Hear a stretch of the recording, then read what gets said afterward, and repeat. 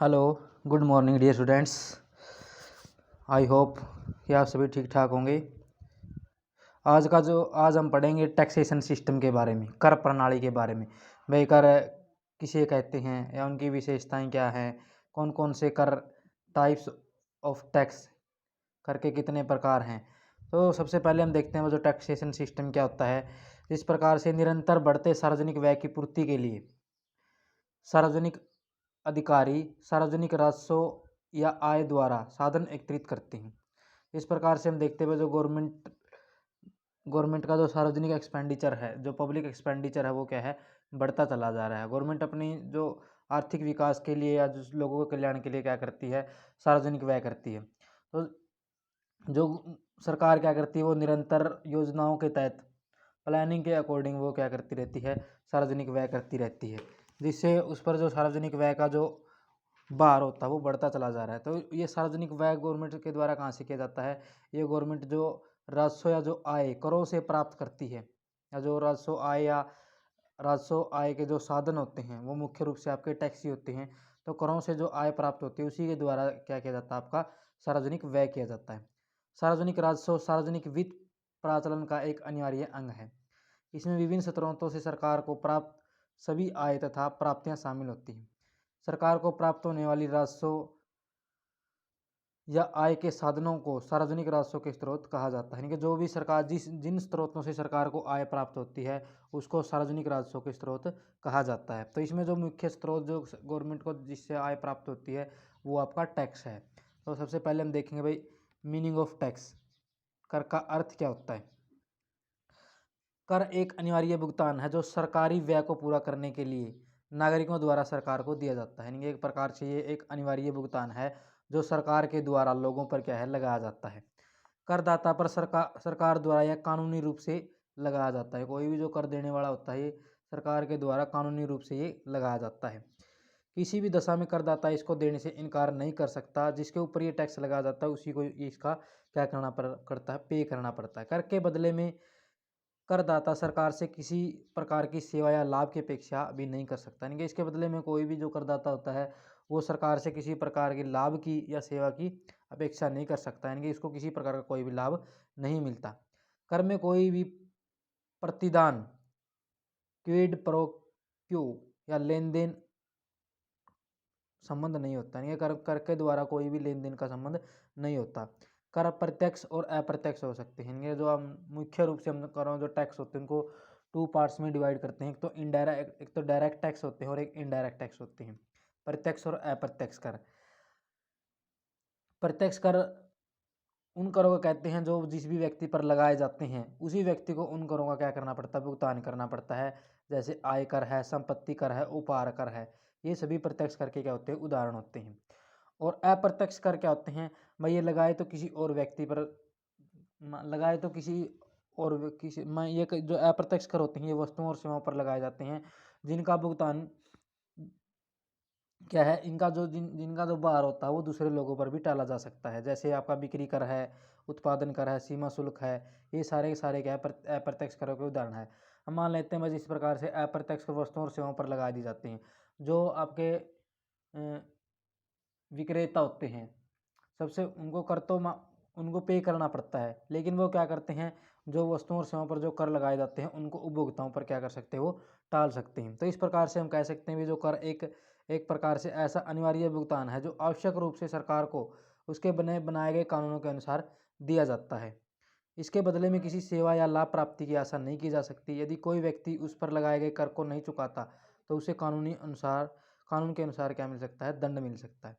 आगे इसकी अगर डेफिनेशन के अकॉर्डिंग देखें तो एनातोल मुराद के अकॉर्डिंग कर वह आवश्यक भुगतान है जो एक व्यक्ति या फर्म द्वारा सरकार को दिया जाता है। करदाता को सरकार से मिलने वाले लाभ का इससे कोई भी संबंध नहीं होता। यानी कि जो आवश्यक रूप से कोई भी फर्म है या कोई व्यक्ति है वो सरकार को कर देती है और इसे लाभ की कोई भी संभावना नहीं होती। उसके बाद हम देखते हैं फीचर्स या करेक्टरिस्टिक्स ऑफ टैक्स, कर की विशेषताएं क्या होती हैं। सबसे पहले हमने पढ़ा भाई ये एक प्रकार से अनिवार्य भुगतान है। जो आपका कर होता है वो एक कंपलसरी पेमेंट है, अनिवार्य भुगतान है। ये जिस भी व्यक्ति पर लगाया जाता है उसको ये पे करना पड़ता है, वो इसको पे करने से इनकार नहीं कर सकता। तो उसका जो कानूनी एक प्रकार से फिर होता है जन कल्याण, पब्लिक वेलफेयर। जो भी सरकार के द्वारा लोगों की इनकम पर या जो भी उत्पादन पर या जो उनकी बिक्री पर जो टैक्स लगाए जाते हैं, उन करों से जो आय प्राप्त होती है, उसका उनका जो मुख्य उद्देश्य होता है वो क्या होता है, जन कल्याण होता है, पब्लिक वेलफेयर होता है। में जो कर लगाए जाते हैं उनसे जो भी आय प्राप्त होती है उनको कहाँ पर खर्च किया जाता है, सार्वजनिक कल्याण के लिए उनको खर्च किया जाता है। जिस प्रकार से अस्पताल का निर्माण करवा दिया, सड़कों का निर्माण करवाया जाता है, बिजली की आपूर्ति, जल आपूर्ति, जितनी भी जन कल्याण की जो सेवाएं होती हैं उन पर क्या किया जाता है, आपका कर का प्रयोग, कर को व्यय किया जाता है। फिर आता है प्रत्यक्ष लाभ का अभाव। इस प्रकार से हम देखते हैं भी अगर कोई भी व्यक्ति सरकार को टैक्स देता है तो उसको डायरेक्ट रूप में कोई भी लाभ प्राप्त नहीं होता। जिस जिस व्यक्ति पर जो कर लगाया जाता है उसको उसकी पेमेंट करनी पड़ती है और वो उसके बदले में सरकार से लाभ की कोई भी अपेक्षा नहीं कर सकता। उसका लाभ से और कर देने से कोई भी उनका कोई अनुपातिक कोई भी संबंध नहीं है। लेकिन अगर हम फॉर एग्जांपल देखें तो जैसे रोड टैक्स है या पेट्रोल जो टैक्स है, उनसे जो आय प्राप्त होती है उसका अधिकांश भाग सड़क की मरम्मत एवं देखरेख पर खर्च किया जाता है। तो इससे लोगों को कुछ ना कुछ, जैसे जो टैक्स होते हैं सड़कों पर खर्च हो गए, तो रोड टैक्स सड़कों पर खर्च हो गए तो उससे लोगों को क्या मिलेगा, सभी लोगों को बेनिफिट मिलेगा। फिर आगे आता है आपका कर और लाभ का अनुपातिक संबंध नहीं है। इस प्रकार से हम कहते हैं जो आपके लोगों के द्वारा जो कर दिए जाते हैं और जो उससे सोशल वेलफेयर होता है, जो सामाजिक कल्याण होता है, उसका अनुपातिक संबंध नहीं है। ये हम ये कह नहीं सकते कि जितनी मात्रा में लोगों ने कर दिए उतनी ही मात्रा में क्या है लोगों का जो है, लोगों को प्रॉफिट होगा या उनको सामाजिक कल्याण होगा। लेकिन इन दोनों के बीच कोई भी अनुपातिक संबंध नहीं है। ये जरूरी भी नहीं है कि जो कर लगाए जाते हैं उनसे क्या हो, लाभ प्राप्त हो और उतनी ही मात्रा में क्या हो, लाभ मिले। नेक्स्ट इसके अंदर आता है आपका कर देना व्यक्ति का निजी उत्तरदायित्व है। जिस प्रकार जिस व्यक्ति पर जो कर लगाए जाते हैं उसको उसको उसकी पेमेंट करना है, उसका भुगतान करना, उसका क्या होता है, निजी उत्तरदायित्व होता है। सरकार के द्वारा जो भी कर लगाए जाते हैं उनको व्यक्ति को चुकाना ही पड़ता है। यह व्यक्ति को ही देना होता है, चाहे इसे लगाने का अधिकार वस्तु ही क्यों नहीं हो। अन्य शब्दों में करदाता पर व्यक्तिगत दायित्व डालता है। इसका अभिप्राय है कि यदि किसी व्यक्ति पर कर लगा है तो उसका कर्तव्य या जिम्मेवारी है कि वह उसे अदा करे और किसी स्थिति में उसे बचने की न सोचे। उसके बाद आता है आपका कानूनी व्यवस्था, लीगल जो प्रोड्यूसर प्रोड्यूसर होता है, प्रोसीजर होता है। कर की एक विशेषता यह भी है कि कर कानूनी तौर पर ठीक ढंग से लगाए जाते हैं। प्रत्येक कर को लगाने के संबंध में कानूनी नियम होते हैं, इसलिए कर नियमानुसार ही लगाए जाते हैं। जो कर होते हैं वो कानून के अकॉर्डिंग ही लगाए जाते हैं। उसके बाद आता है आपका एलिमेंट ऑफ टैक्स। कर के तत्व क्या क्या हैं। एक तो होता है एक प्रकार से जो आपका टैक्स होता है अनिवार्य अंशदान होता है, इनके एक अनिवार्य भुगतान होता है। और जो कर होता है वो एक प्रकार से अनिवार्य है, वो कानून के द्वारा निर्धारित किया जाता है। उसके बाद आता है आपका केवल सरकार द्वारा कर लगाना। जो टैक्स लगाए जाते हैं वो सरकार के द्वारा ही लगाए जा सकते हैं। और भी मान लेते हैं कि कोई भी मंदिर या कोई संस्था का जो प्रबंधक है वो अगर किसी भी परिवार क्षेत्र पर टैक्स लगाता है तो उसको हम कर नहीं कह सकते। त्याग का समावेश। कर के भुगतान से त्याग की भावना निहित होती है, क्योंकि करदाता समाज के सामान्य हित में ही कर अदा करता है। सामाजिक कल्याण। कर संपूर्ण समुदाय के कल्याण के उद्देश्य से लगाया जाता है, अर्थात कर से प्राप्त होने वाली आय एक और तो समाज के विशेष वर्ग के लिए नहीं बल्कि संपूर्ण समाज के कल्याण के लिए खर्च की जाती है और दूसरी ओर इस खर्च से आय की असमानताएं दूर होती है। भुगतान के लिए लाभ शर्त नहीं है। जिस प्रकार से कोई भी व्यक्ति अगर मान लेते करोगा टैक्स की जो पेमेंट करता है या टैक्स का जो भुगतान करता है उसके लिए लाभ की कोई भी शर्त नहीं है। ये ज़रूरी नहीं है कि जो उसके द्वारा जो टैक्स पेमेंट की जाती है उससे उसको क्या मिले, कुछ ना कुछ प्रॉफिट मिले। सेवा लागत से कोई संबंध नहीं है। इसका एक अभिप्राय है जो भी टैक्स के द्वारा जो टैक्स पे किया जाता है लोगों के द्वारा उसकी उस उसकी तुलना में उसको क्या कोई भी व्यक्ति है उसको कुछ ना कुछ सेवा मिले, तो उसके बदले में टैक्स के बदले में व्यक्ति को कोई भी सेवा मिलने की अपेक्षा नहीं की जा सकती। तो इसलिए कहा जा सकता है कोई भी इससे जो सेवा लागत होती है, सरकारी सेवा द्वारा व्यक्तियों को जो लाभ प्रदान किया जाता है कर उस लाभ की लागत को वसूल करने के लिए नहीं लगाया जाता। अर्थात कर उन सेवा की लागत से कोई संबंध नहीं होता जो सरकार व्यक्ति को प्रदान करती है। यानी कि इस प्रकार से जो कर होते हैं वो उन सेवाओं से रिलेटेड नहीं होता जो सरकार क्या करती है, व्यक्तियों को प्रदान करती है। नेक्स्ट इसके अंदर आता है आय में से भुगतान। जो भी टैक्स लगाए जाते हैं, चाहे वो इनकम टैक्स हो या आपकी जो प्रॉपर्टी टैक्स हो या फिर आपका उत्पादन टैक्स हो या बिक्री टैक्स हो, जो भी टैक्स लगाए जाते हैं वे सभी टैक्स क्या करने पड़ते हैं, व्यक्ति को अपनी आय में से उनका भुगतान करना पड़ता है। यानी कि जो भी उसकी आय होती है उसी में से उसको क्या करना पड़ता है, उनका भुगतान करना पड़ता है। फिर आपकी आती है व्यक्तिगत अदायगी। कर व्यक्ति संपत्ति या वस्तु पर भी लगाए जा सकते हैं, परंतु अदायगी व्यक्ति द्वारा ही की जाती है। यानी कि जो करों का भुगतान किया जाता है वो व्यक्ति के द्वारा ही किया जाता है। कानूनी वसूली एक प्रकार से जो कर लगाए जाते हैं वो कानूनी रूप से लगाए जाते हैं और कानून के द्वारा ही उनको क्या किया जाता है, कानूनी रूप से ही उनको लोगों से वसूल किया जाता है, लिया जाता है। नेक्स्ट इसके अंदर हम देखते हैं ऑब्जेक्टिव ऑफ टैक्सेशन। करारोपण के क्या उद्देश्य हो सकते हैं।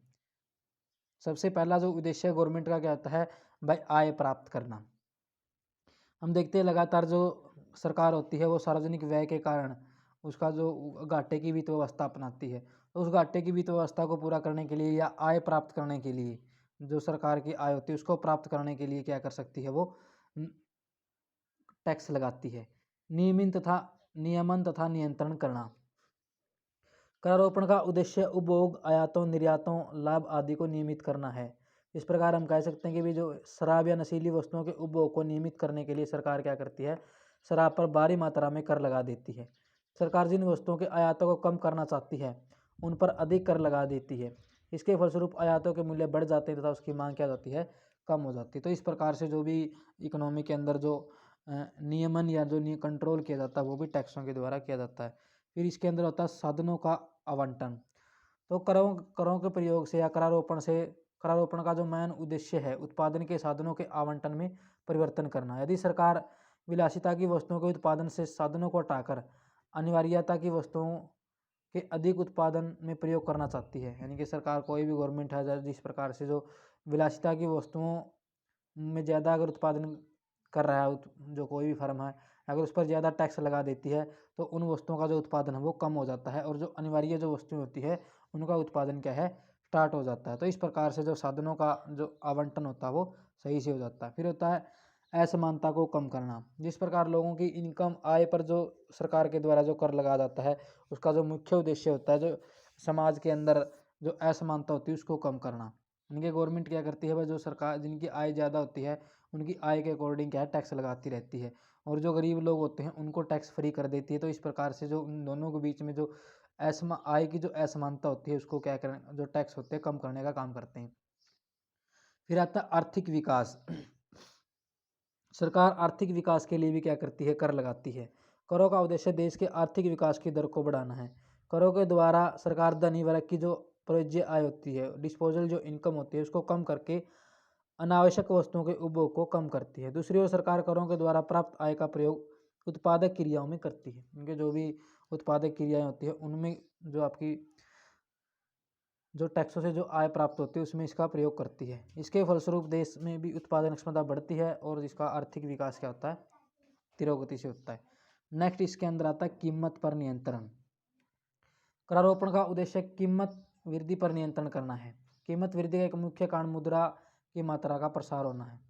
जनता के पास मुद्रा की मात्रा अधिक होने के फलस्वरूप मांग में वृद्धि होती है तथा कीमतें क्या है, बढ़ती हैं। करों के द्वारा सरकार जनता के पास मुद्रा की मात्रा को कम कर देती है तथा इसके फलस्वरूप मांग क्या हो जाती है, कम हो जाती है तथा कीमत वृद्धि की जो नियंत्रण है वो संभव हो जाता है। आगे हम जो आपका इस सिलेबस के अंदर जो आपका टॉपिक है, जो मेन टॉपिक है वो आपका क्वालिटीज और characteristics of a good taxation system. इनके जो एक अच्छी जो कर प्रणाली है उसकी क्या क्या विशेषताएं हैं, एक अच्छी कर प्रणाली के गुण या इसकी विशेषताएं क्या क्या हो सकती हैं।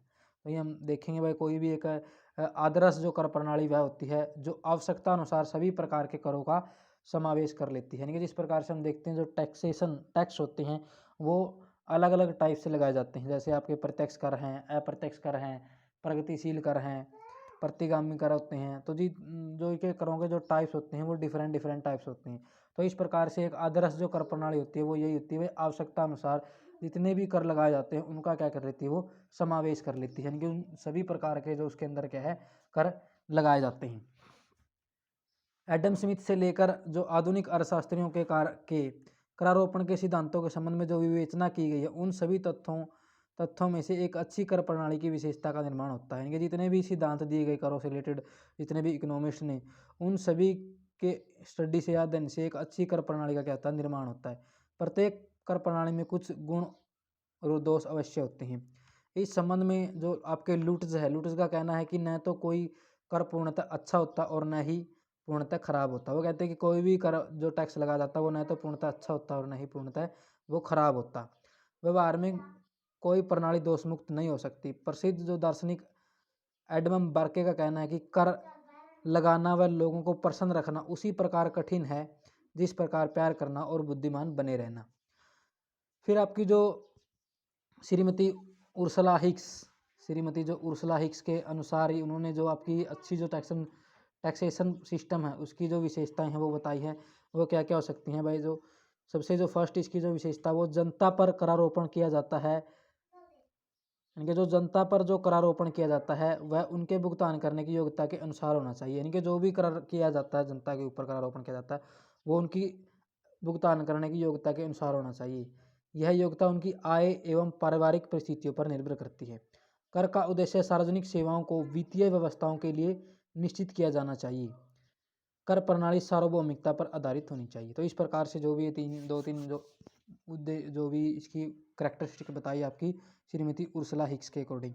आगे जो आपकी प्रोफेसर मैसग्रेव के अनुसार जो इसकी विशेषताएं बताई गई वो सबसे पहले आपका है इसके अंदर समानता।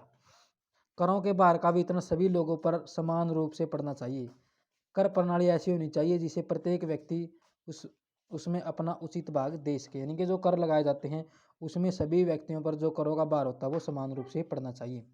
फिर आता है न्यूनतम हस्तक्षेप। सरकार को इस प्रकार के कर लगाने चाहिए जिससे लोगों के आर्थिक निर्णयों तथा कुशल बाजारों के कार्यकरण में न्यूनतम हस्तक्षेप हो।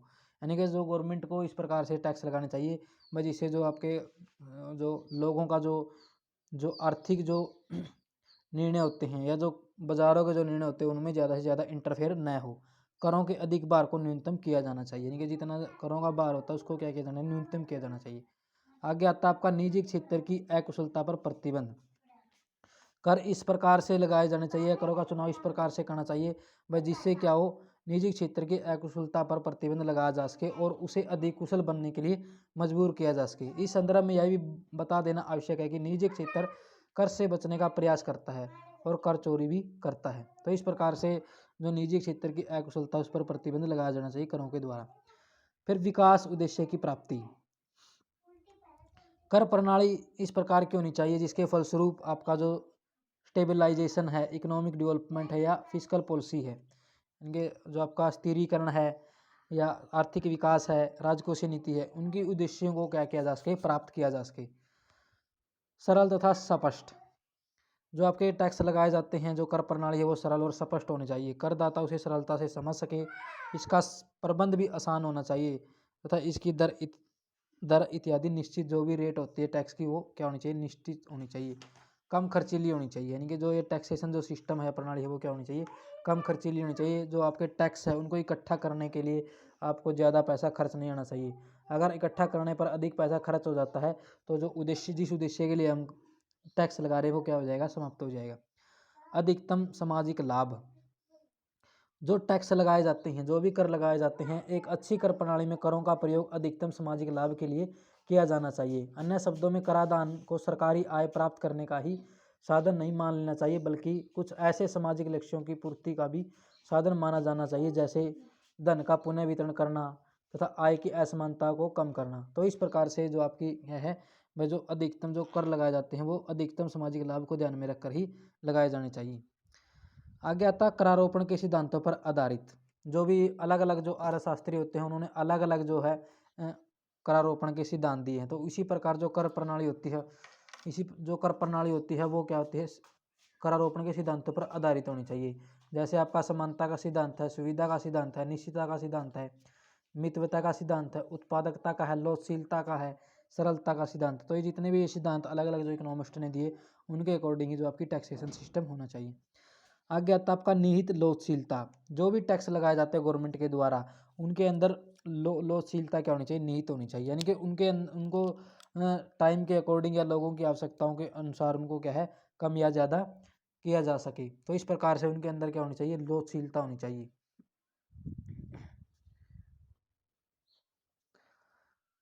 तो उनके अंदर जो भी परिवर्तन किया जाता है वो इस प्रकार से किया जाना चाहिए कि जिस समाज के ऊपर उसका कोई भी नेगेटिव इफेक्ट ना पड़े। फिर आता है आपका संतुलित, एक बैलेंस्ड जो आपकी टैक्सेशन सिस्टम होना चाहिए। बैलेंस्ड का मतलब है जो संतुलित होना चाहिए। इसका अभिप्राय है कि सभी प्रकार के करों का इसके अंदर संतुलित मिश्रण होना चाहिए, यानी कि जितने भी कर सरकार के द्वारा लगाया जाए, जैसे आपका प्रगतिशील कर है, अवरोही या अनुपातिक कर है, अप्रत्यक्ष कर है, अप्रत्यक्ष कर है, यानी कि सभी प्रकार के जो टैक्स है इसके अंदर वो क्या होना चाहिए, उनको संतुलित दर पर ही क्या होना लगाया जाना चाहिए। उसके बाद आप आते हैं आपके वैगनर द्वारा प्रतिपादित अच्छे करारोपण के गुण। जो आपके प्रोफेसर वैगनर थे उन्होंने भी जो आपकी जो गुड टैक्सेशन सिस्टम है उसके कुछ विशेषताएं बताई। सबसे पहले उसके अंदर क्या होना चाहिए, आपका वित्तीय मापक होना चाहिए, आर्थिक मापक होना चाहिए, कल्याणकारी मापक और प्रशासनिक मापक। वित्तीय मापक में हम देखते हैं भाई एक अच्छी कर प्रणाली वित्तीय दृष्टि से उत्पादक होनी चाहिए, यानी कि उसको जो अ, जो वित्तीय या धन का उत्पादन करना चाहिए, उसके द्वारा पर्याप्त आय एकत्रित होनी चाहिए या लोचशील होनी चाहिए।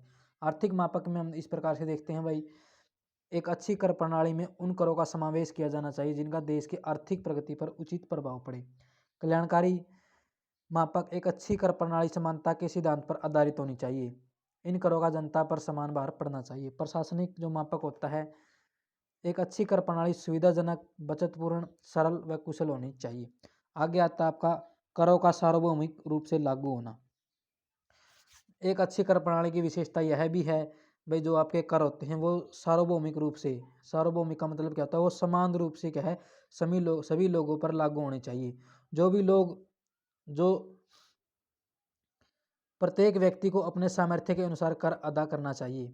जिन लोगों का कर देने का सामर्थ्य एक समान हो उन पर करों का बोझ एक सा पड़ना चाहिए, यानी कि जो अलग अलग हम देखते हैं वह सभी लोगों की जो आय होती है अलग अलग होती है, इसी प्रकार जो कर देने का जो सामर्थ्य है वो भी क्या होता है सभी व्यक्तियों का अलग अलग होता है। यानी कि जिन व्यक्तियों का सामर्थ्य एक समान होता है, यानी कि जिनकी आय एक समान होती है, उन सभी को क्या है, उन सभी पर जो कर का बोझ होता है वो एक समान पड़ना चाहिए। लेकिन इंडियन जो टैक्सेशन सिस्टम के अंदर हम देखते हैं इस प्रकार का जो गुण है वो नहीं पाया जाता।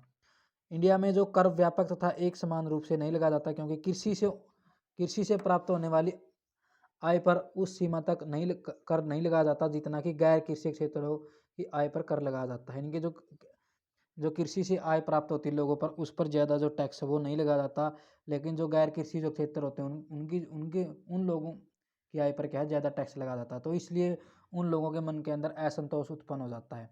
तो इस प्रकार से जो अ, जिन लोगों की आय एक समान होती है या जो सामर्थ जो कर देने में एक समान रूप से सामर्थ है, तो उन पर क्या होना चाहिए, इस कर का जो बोझ है वो भी समान रूप से पड़ना चाहिए। राष्ट्रीय आय में वृद्धि के साथ साथ सरकारी आय में वृद्धि। जो भी भाई जो आपके टैक्सेशन सिस्टम है, जो कर प्रणाली है, उसका ढांचा इस प्रकार से होना चाहिए कि भाई जो राष्ट्रीय आय में जैसे जैसे वृद्धि हो वैसे वैसे उसका अधिक से अधिक अनुपात स्वयं ही सरकारी खजाने में आता रहे और उसको लेने के लिए सरकार को कोई अतिरिक्त कर न लगाने पड़े। तो इससे क्या होगा, आपकी जो सरकारी आय में भी क्या होगी, वृद्धि होगी। करों के भार का न्यायपूर्ण वितरण। इसके अंदर क्या होता है, जो भी एक अच्छी कर प्रणाली वह है जो कर के भार को न्यायपूर्ण वितरण के विषय में आश्वस्त करें। करों के भार के न्यायपूर्ण वितरण के संबंध में 3 सिद्धांत प्रचलित हैं। एक तो आपका लागत का सिद्धांत है। लागत के सिद्धांत के अकॉर्डिंग कराधान का माप सरकार द्वारा प्रत्येक करदाता को प्रदान की जाने वाली सेवा की लागत द्वारा किया जाना चाहिए। फिर लाभ का सिद्धांत, कराधान का माप प्रत्येक करदाता को ऐसी सेवा से प्राप्त होने वाले लाभ के आधार पर किया जाना चाहिए। सामर्थ्य का सिद्धांत, करों का निर्धारण प्रत्येक व्यक्ति की कर देने की योग्यता व समर्थता के अनुसार किया जाना चाहिए। तो इस प्रकार से ये अलग अलग इनके जो सिद्धांत थे वो थे। आगे अब लास्ट के अंदर हम देखते हैं भी आपकी जो एज ए कंक्लूजन या सबसे इसमें हम देखते हैं एक अच्छी कर प्रणाली वह है जिसमें कर को धीरे धीरे बढ़ाया जाए, यानी कि करों को क्या धीरे धीरे बढ़ाया जाए, किंतु युद्ध जैसे संकट काल के अवसरों पर बाहरी करों की को व्यवहारिक माना जाता है। यानी कि जब भी आपातकाल या युद्ध जैसे संकट काल होता है तो उनमें जो है करों को बाहरी करों को माना जाता है, यानी कि उनको करों को ज़्यादा बढ़ा दिया जाता है। साधारण स्थिति में बाहरी कराधान जो हैवी टैक्सेशन को जो लोगों के आर्थिक जीवन पर प्रतिकूल प्रभाव डालता है वांछनीय नहीं माना जाता, यानी कि जो ज़्यादा टैक्स हैवी टैक्सेशन है उसको वांछनीय नहीं माना जाता। एक अच्छी कर प्रणाली वह होती है जिसमें करदाताओं की समस्याओं तथा अधिकारों का पूर्ण ख्याल रखा जाता है। इसके अंतर्गत अधिकतर उन करों को शामिल किया जाता है जिनका मुख्य उद्देश्य असमानता को कम करना, सामाजिक कल्याण में वृद्धि करना तथा आर्थिक विकास के लक्ष्य को प्राप्त करना। इस संदर्भ में प्रत्यक्ष तथा अप्रत्यक्ष दोनों ही प्रकार के करों का सहारा लिया जाना चाहिए, परंतु कर प्रणाली ऐसी होनी चाहिए उसके अवरोही तथा प्रगति विरोधी प्रभाव न पड़े। इस प्रकार से हम कह सकते हैं कि जो एक अच्छी कर प्रणाली है वह होनी चाहिए जिसमें गठनता की दृष्टि से समानता, कुशलता तथा करदाता के लिए सुविधाजनक और प्रशासन की दृष्टि से मितव्ययी हो। तो इस प्रकार से हम देखते हैं जो किस प्रकार की कर प्रणाली होनी चाहिए।